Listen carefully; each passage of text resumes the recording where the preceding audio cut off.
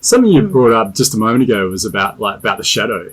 And like the shadow is something that, I mean, perhaps through my own naivety and before I got into more of the spiritual practice, like I thought the spiritual practice was all about just like dissolving the shadow, getting rid of it, just pushing, like, you know, outcasting it from my body. But it's not it at all. And it's really about finding a place to be able to show love to that shadow. And that's where you're able to then find that balance. You're able to find like a peace of mind. And when the shadow does come along, instead of seeing it as like a negative, you can see it as a positive. It's like, okay, thank you.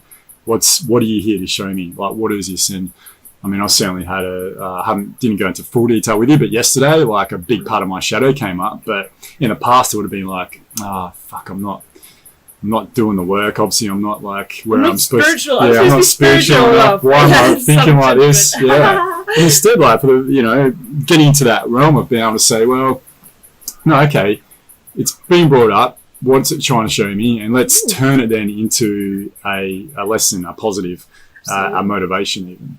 Yeah. Absolutely. A lot of people that I work with, they comment on that. Always manage to spin it around, going, it's the equal and opposite of everything. It's nature's law. There's got to be the black and the white. Sure. And it's nice to be in the white all the time. But, you know, we go in the black, then we come back into the grey. And I always say that to people at the start of a Reiki session. If anything comes through that's perceived as negative, flip it around. It's there to teach us something. Sure. And we have to walk, you know, we have to get messy. And it's only probably the past 6 months that I'm really going, yeah, embrace the mess. Get messy, acknowledge it, and then move on, rather than wallowing in it and then berating yourself. Yeah. And going, oh, God, I'm an awful call myself a spiritual teacher. Oh, I'm a mess. Yeah. But then it's good. Then you come out and go, oh, I feel so much better. And I was just saying to a friend the other day, it's fine to remove yourself from a situation.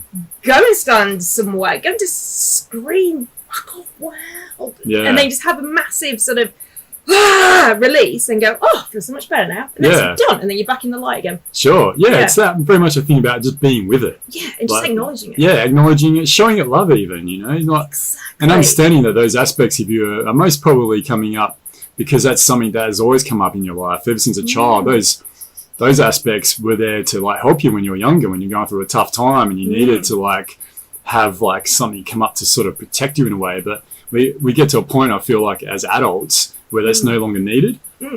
However, they're still with us if we haven't chosen to do something with them more constructive. And often what can happen, and because I don't feel like we're taught this, is that those aspects that become ingrained in us when they're younger can develop into things like addictions and, you know, from like depression, et cetera, et cetera, et cetera. And so we sort of, instead of turning it into a positive, we have this automatic default in our society for it to go into a negative. Yeah. But with the help of like mindfulness, yoga, things like that, it helps you become more aware of that. And also, having teachers around you as well is an important thing. It's never a bad thing to go, having the whole dark night of the soul. Yeah. Come out the other end and go, wow, that's powerful. Because you've got to shed to make room for the new. Some of it's got to go. Yeah. And if it's, got to have a meltdown and... Yeah.